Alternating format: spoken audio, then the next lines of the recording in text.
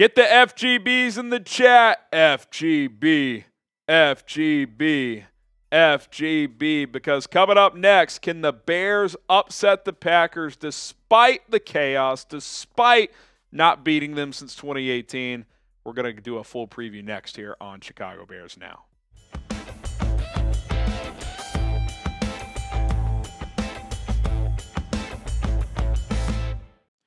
All right, I'm Harrison Graham. We got our Week 11 preview episode here as the Bears host the Packers at Soldier Field this Sunday. 12 o'clock Central Time is kickoff. Over-under set for 40.5. The point spread is 6.5-point favorites for Green Bay. So Vegas is basically saying 23-17, 24-18.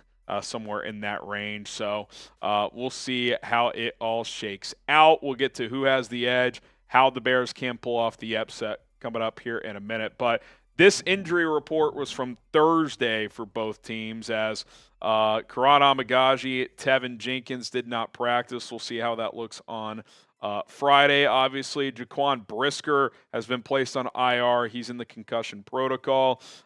Mercedes Lewis, just a rest day there. The key ones to me are Braxton Jones and Darnell Wright. Can your two tackles play? I think you need them out there to have a chance to hold up in this game. Montez Sweat trending up. I think he'll be able to play this week as well. The notable ones for the Packers, Jair Alexander limited with a knee injury. Keep an eye on that one. Kenny Clark limited with the toe as well. Elton Jenkins, just a rest day, so nothing serious there. Josh Jacobs should be fine. He's limited with the quad. And then we'll see if rookie running back Marshawn Lloyd, college teammate of Caleb Williams, gets activated off short-term IR.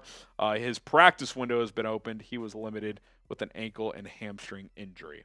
All right, who has the edge? Head coach, come on. Does anything need to be said? Matt LaFleur is a far superior coach than Matt Eberflus. We all know that. Doesn't mean you can't beat him on any given Sunday, but that's really all that needs to be said there. Quarterback, it's Packers, at least up to this point. Jordan Love, who's not having a great year to be honest, but you would still give him the edge over Caleb Williams, especially at this exact time, just with how Caleb has played recently. Love is expected to play. He's been a full participant at practice this week. Skill group, I think you got to go Packers. Josh Jacobs has been an awesome running back this year. They're young receivers. On paper, they may not have a talent of a DJ Moore or even a career of a Keenan Allen or even an upside of a Rome Odunze, but Jaden Reed's been fantastic. Romeo Doubs, Tucker Kraft at tight end has been terrific.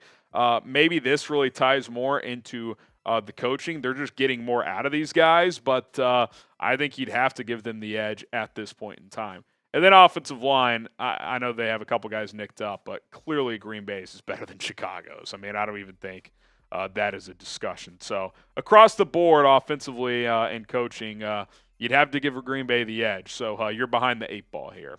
Subscribe and join us for our Bears-Packers watch party this Sunday, 10:45 a.m. Central Time. However, if we get to 108,000 subscribers, which we're about 200 away, we will move that up to 10:30. So ball's in your court. If you want us to go live for a full hour and a half before kickoff, hit that subscribe button and join us this Sunday.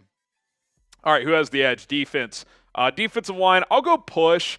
If Andrew Billings was playing, I would give the Bears the slight edge, but with him on IR, I think the Packers' interior defensive line is better. I think the Bears have some better depth, especially at edge across the board, but I think you got to go push here. I don't think the Bears are over the finish line in this spot. Linebacker, I'll go Bears. Quay Walker's not having a great year. Obviously, we've talked about TJ Edwards and Tremaine Edmonds not being great this year. They're still solid players, though, so I'll give the Bears the edge in this spot. I do think the Bears secondary, when you look at all position groups among these two teams, is better than Green Bay's. Obviously, Jair Alexander's a good player. Xavier McKinney's played awesome this year, but I'll still give the Bears the advantage here. Elijah Hicks has played well in Jaquan Brisker's absence. Need Tyreek Stevenson to have a good game in this game. I think he's an X factor in this game. If he can hold up on the opposite side of Jalen Johnson, who's been dominant, that'll go a long way.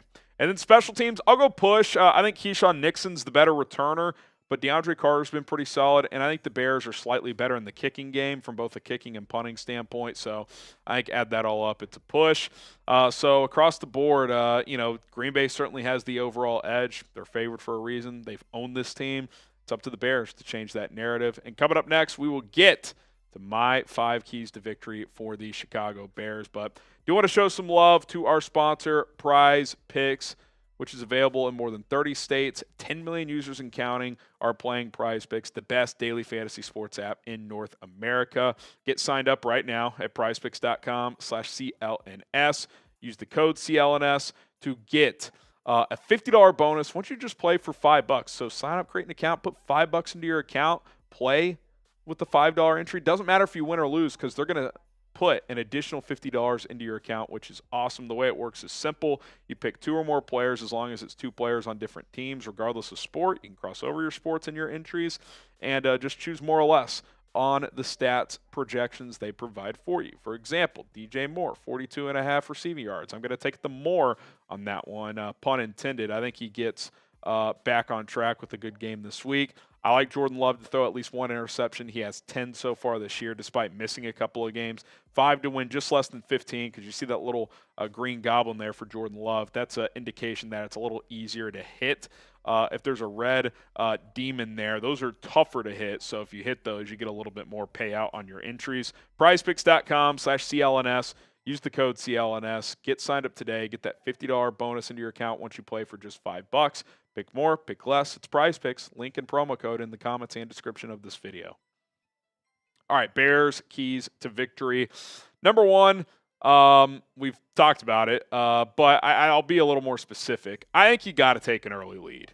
I don't think it's just you got to move the ball, start well offensively. You got to take a lead, and ideally a 7 or 10-point lead, and put the pressure on the Packers because, 1, you have not had a lead since the play before the Hail Mary in Washington. Kind of hard to believe. You've gone 2 full games without, not even a 3-0 lead, not even a 7-3 lead, nothing. You have not had a lead in over 2 games. So I just think from a mental standpoint, and just also for the mental side of things, you have week after week this year not started out well. New offensive coordinator, maybe that gives you a spark. Maybe the script is better and you find the end zone and just get some energy back into the team because you keep falling behind and you've lost 3 in a row. You could just fold. Like, who's more likely to fold out of these 2 teams if they get down early? The Packers or the Bears? I think we all know it's the Bears. So I think getting out to an early lead is vital, especially in this game. So hopefully they're able to do that. Because if not, like say they get down 10-0, it could get ugly and it could get ugly fast. So I think an early start and an early lead is absolutely critical. Number 2, have Caleb be a playmaker. We talked about this. Thomas Brown, encourage him to be himself, to be willing to evade the pocket. Not on every play, obviously. Got to play within structure, deliver the football on time. But key moments, key downs, when plays break down, go be what made you special at USC.